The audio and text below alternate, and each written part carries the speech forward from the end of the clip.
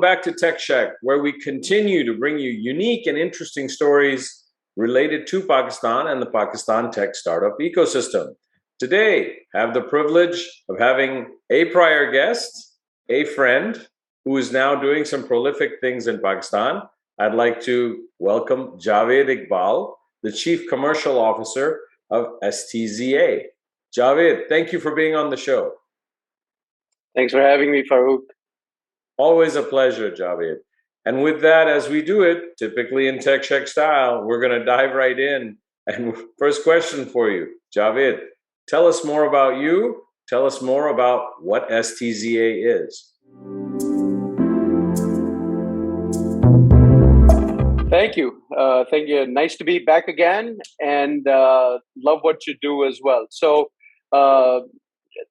I grew up in Pakistan, was born and raised there, and at the very tender age of 18, I moved to the US. I did my undergrad at Purdue, came out with an interesting job offer with Ernst & Young in their technology consulting division. Okay. Obviously, not knowing what technology consulting entailed, started right deep into large organizations like GE and Motorola, many others, just to see the size of these behemoths as well. So at a very early age, it was interesting to learn how large ecosystems work and how large tech companies operate within them as well. Moved on to PwC, which was another move out of the big five. And then, at E&Y, Capgemini bought them. When I got to PwC, IBM bought them. And then I told myself, you know what, this whole big five thing is not for me. Maybe it's me. So I stopped doing with them as well, did some mid-sized consultancies. And then I got after I went back to grad school at Northwestern, got a very interesting opportunity to start teaching at DePaul University in Chicago.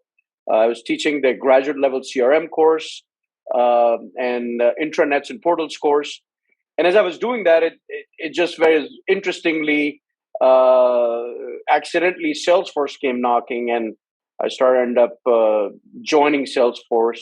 Did that for about 7 years out of Chicago. Did a lot of work in DC, a lot of work in San Francisco, and the whole of the US as well.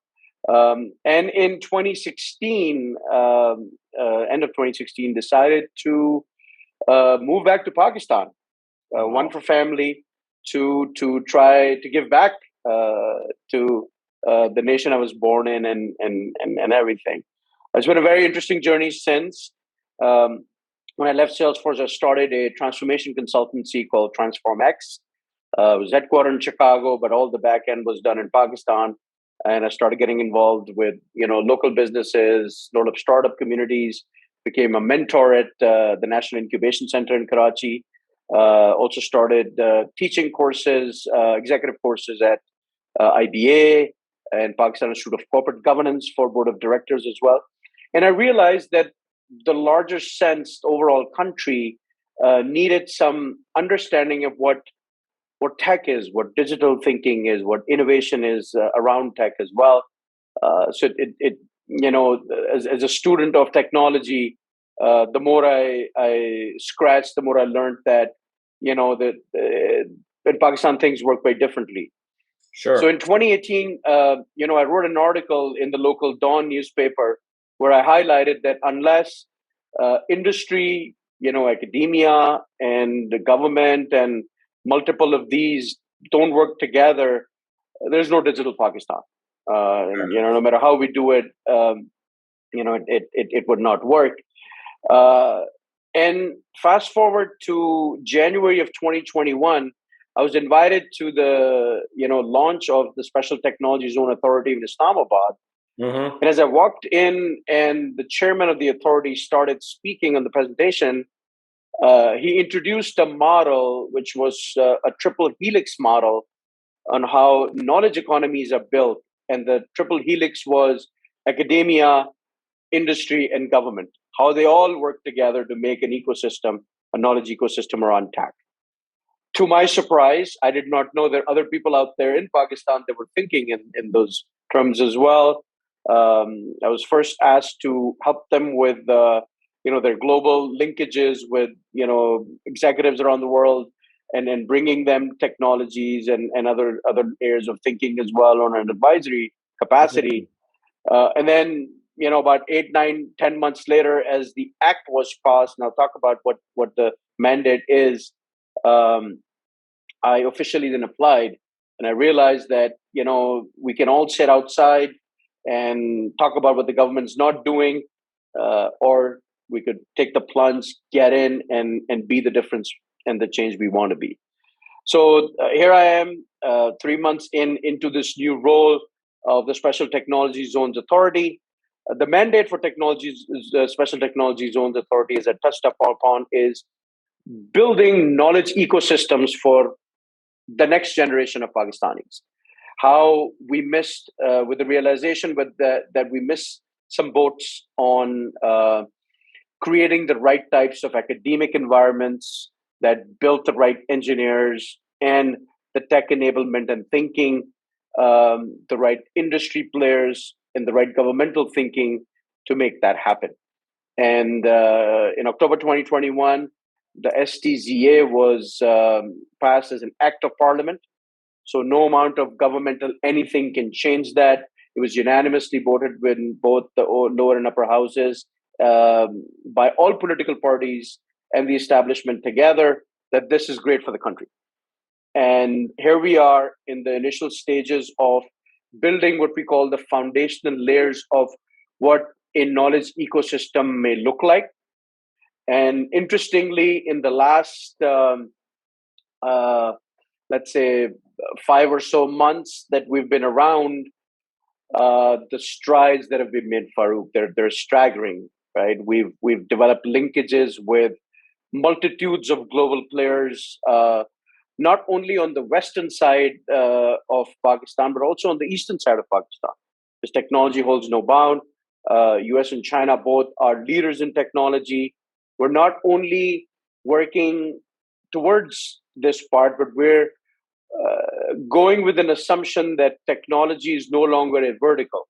It's a horizontal that cuts through all the lines of every sector, and how tech and agri, tech and finance, tech and health, tech and government can complement not only the way the whole country looks at tech, but also to circumvent a lot of the great strides that have been made by the startup ecosystems in Pakistan as well. Right. As you know, that in the last year alone, $350 million were pledged for Pakistani startups.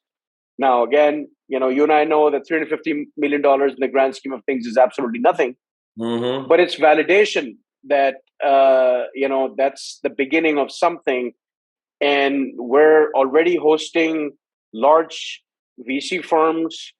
Kleiner Perkins was over a couple of weeks ago, where we've got Sequoia having these conversations. We've got many others in the region having these conversations as well, not only from the enterprise world, but the world of startups as well. We hosted Google this afternoon. We're hosting Facebook tomorrow, and explaining to them what this act is, how the government is now thinking about this holistic sense, and what are the types of organizations that can potentially be part of that.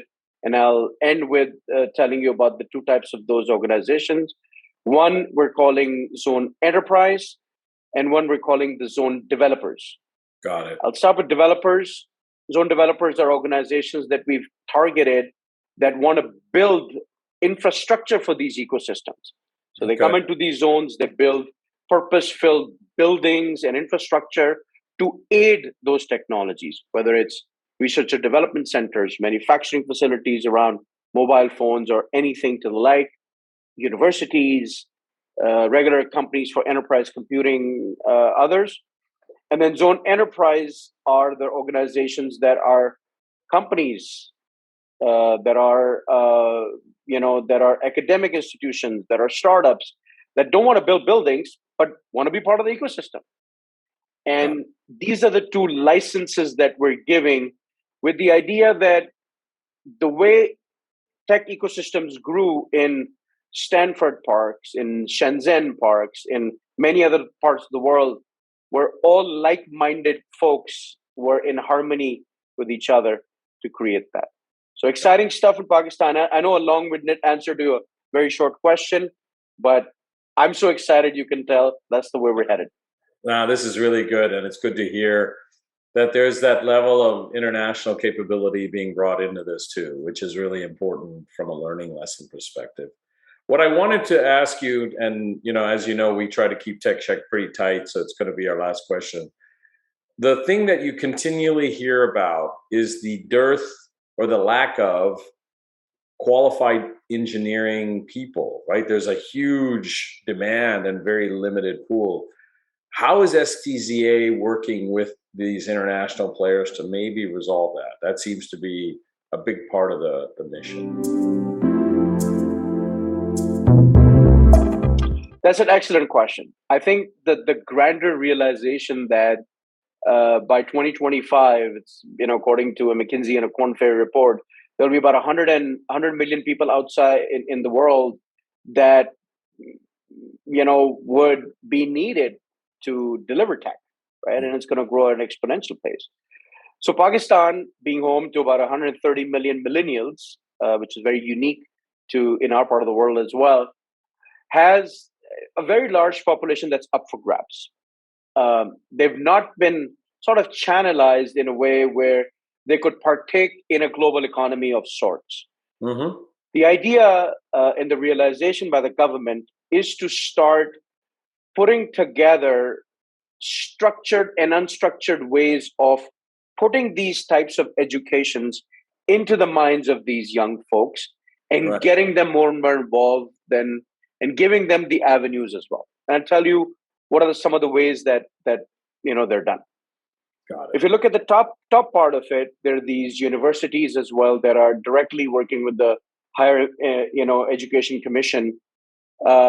We're working directly with the Higher Education Commission to understand if they understand what are some of these skill sets that are out there or not, right, and guiding them and coaching them based on some of the the knowledge that we have in terms of this area as well.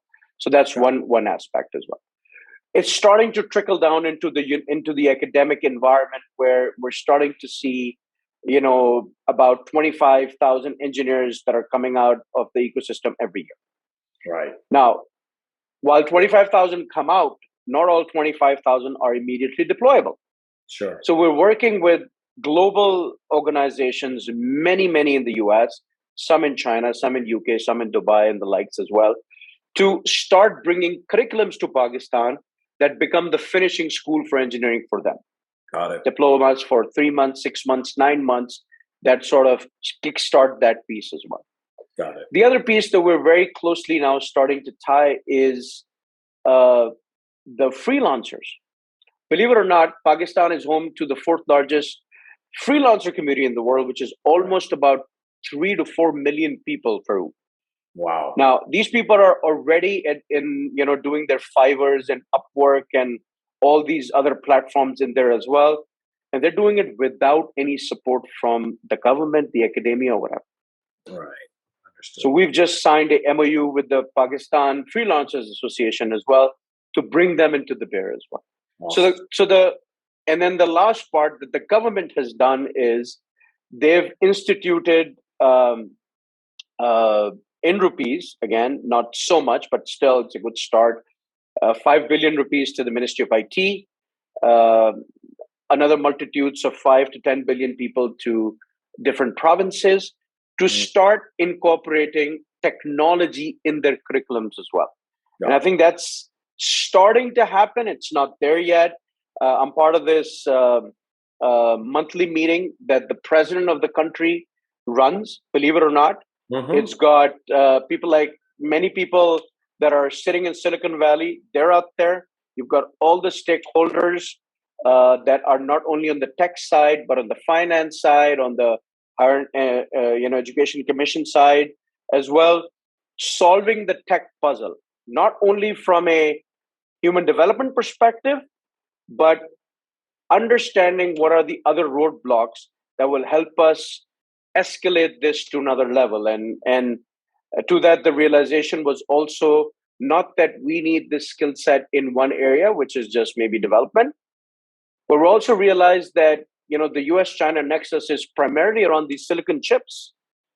And the realization was, how can we help on that?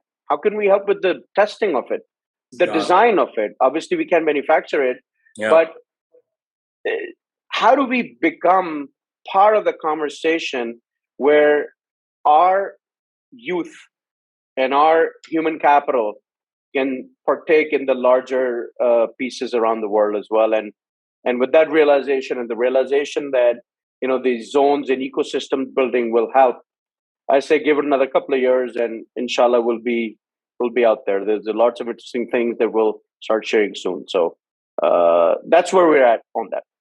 Fantastic. Javaid, this has been very insightful and helpful. And as you know, we try to keep Tech Sheck a little on the shorter side, but really, really interesting information that you've provided. And so with that, first of all, I'd like to thank you very much for joining us today. My pleasure. And then as far as our audience is concerned, as you can see, a lot of interesting activity going on within the Pakistan environment, things that aren't always transmitted on a daily basis. So what I would suggest, take a look at what's going on in the ecosystem. We've been promoting this very actively now for over 2 years. We're going to touch 105 episodes. There's no end in sight. So with that, please like, share, subscribe, share our story. We want to continue building on the positivity and the momentum that's been developed in the Pakistan ecosystem. And we know that can help resolve a lot of our ails. So with that, I bid you all Allah Hafiz.